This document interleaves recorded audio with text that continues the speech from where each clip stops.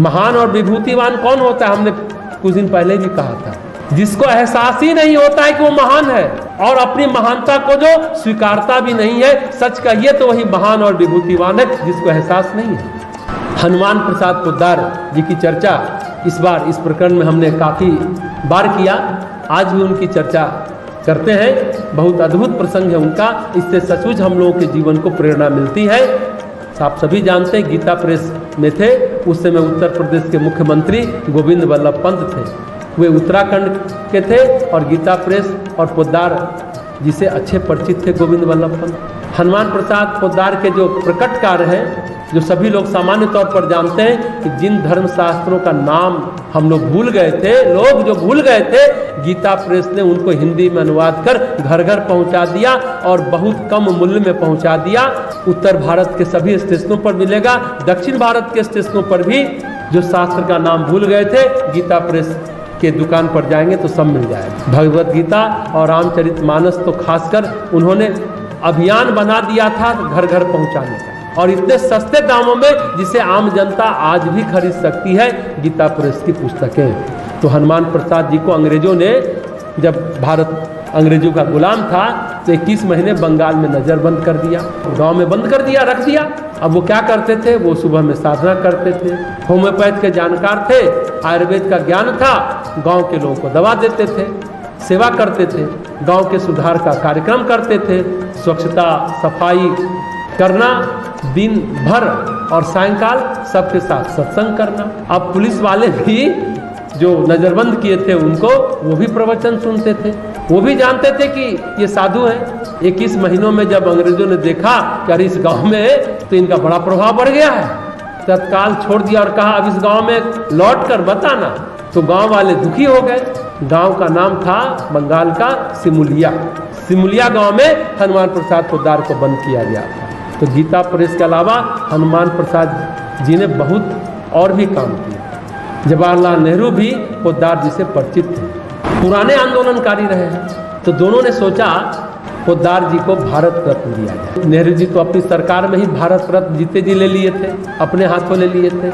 हनुमान प्रसाद जी को पत्र लिखा गोविंद वल्लभ पंत, और नेहरू जी ने सोचा कि इनको भारत रत्न दिया जाए। अब देखिए हनुमान प्रसाद पोद्दार जी ने क्या पत्र लिखा बदले में नेहरू जी को और पंत जी को। हमने जो किया अपनी भारत माता के लिए किया, देश के लिए किया।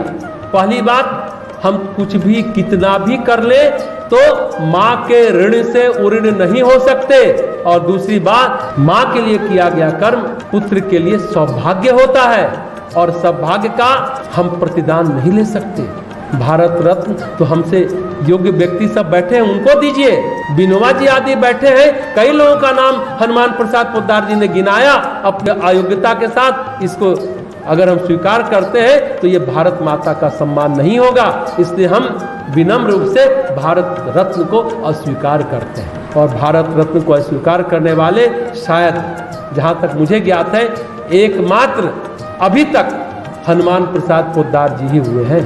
तो मान देने वाले और मान न लेने वाले जो लोग हैं वही संत होते हैं। और जैसे हनुमान प्रसाद पोद्दार संत थे और अपनी भक्ति में बड़ा प्रसन्न रहते थे। उसी तरह श्यामाचरण लाहिरी के शिष्य थे स्वामी प्रणवानंद, रेलवे से रिटायर थे, साधना करते थे। उनको कहा जाता था द्विशरीरी साधु।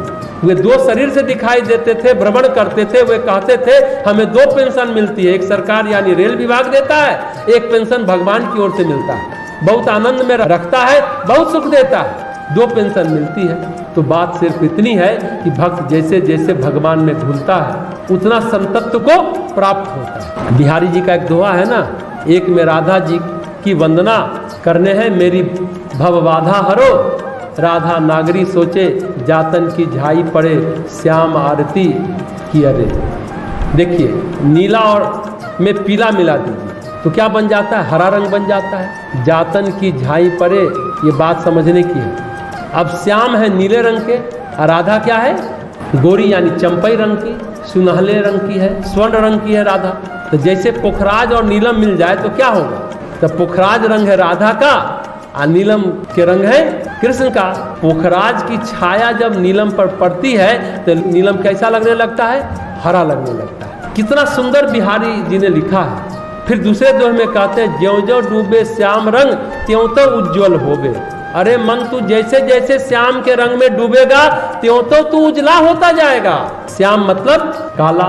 काले में डूबकर कोई उजला होता है क्या? नहीं ना होता। पर कन्हैया में डूबकर उजला हो जाएगा।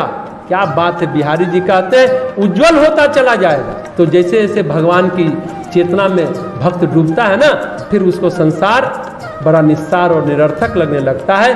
तो जो संसार के रंग में डूबते हैं वो षड विकार से क्या हो जाएंगे? सुशोभित हो जाएंगे।